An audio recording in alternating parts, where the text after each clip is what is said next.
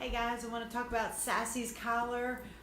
She now is on her high-powered collar. When she comes home tonight, she'll have the collar on. So when you guys come to pick her up, Ron, I know you're picking her up. She will have her collar on. You will notice an H on this new collar, and that stands for high-powered, which is a version of the Boss. I think I mentioned the Boss to you. The Boss is actually this same collar, but it's a bigger receiver. So I stuck with the mini, the smaller receiver, and just got the high-powered. So everything is the same, except you have a 1 mile radius with this one. The mini educator had a ½ mile, so that's really awesome. Nice little feature if she gets ahead of you guys or away from you guys, but she's not going to. But it's still really nice if you happen to be out on a hike or something, or at the beach. And just some of the things that I want to remind you of, just remember your cool little headlamp feature. So the collar, you take the 2 red dots and you run them across one another. And the red dot is hard to see. I gave you guys your pink skin that you wanted. So that red dot is right there, and it is kind of hard to see on the pink, but you're running these dots across one another to turn it on, because this is a magnet. These are magnetized, so that's how you turn it on and off.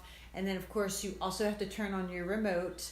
And when you do, remember the on-off switch is also a light. So there's a strobe light. This is really cool when you're walking at night or in the morning. And then if you hit it one more time, you get a solid. I prefer the solid, but that's a nice little feature. And then to turn that light off, you just hit that on-off button again. And you'll see, if you forget this, don't worry, because it says on-off and then light. So I love that feature. I use it all the time. It just helps me see my dogs, and it helps them see too when we're out on a walking in the dark. So everything else about this collar is the same. It has a little higher intensity, so that I'm not having to dial to 30 and 40 all the time with Sassy. I'm now in the single digits for mostly everything. And she's really coming along. She did turn the corner as I suspected that she would. Doing super well.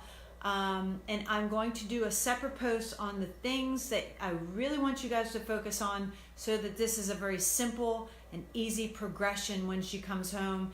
I don't want anyone overwhelmed. I know it can be overwhelming when your dog comes home. You just take baby steps, and I'll talk about that later. But just a few things about the collar.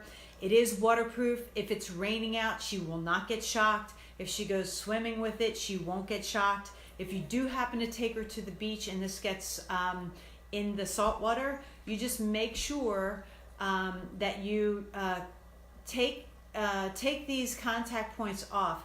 In your box, in your e-collar box, there's a little black tool that you fit on top of these, and you basically unscrew these contact points, and just make sure that you clean off that salt water off of those posts, because that could corrode over time. But other than that, it's waterproof. You're good to go. Just if it ever does get wet, other than salt water, you just dry it off and you're good to go. The other thing I want to tell you about is this collar. It is currently fitted to her, and I have a rubber band there. At some point, you can trim this, and I always take a lighter and I'll just burn the end of it so that it doesn't fray. And you can get custom colored collars off of Ecollar. They have some really nifty ones. Very pretty colors. They're biothane. They have a silver buckle, so they're really classy looking. And they have the quick buckle like that, but they're just nicer looking. But with this one, they can stretch over time. She's still growing, so make sure that you adjust it accordingly. And in the winter and the summer, you may need to change. In the winter time, sometimes because of the fur gets thicker, you might need to go up up a little bit, increase it a little bit, or tighten it. Just go according to the feel, and remember, the box should not move. Those contact points need to be nestled in that fur. They should not move.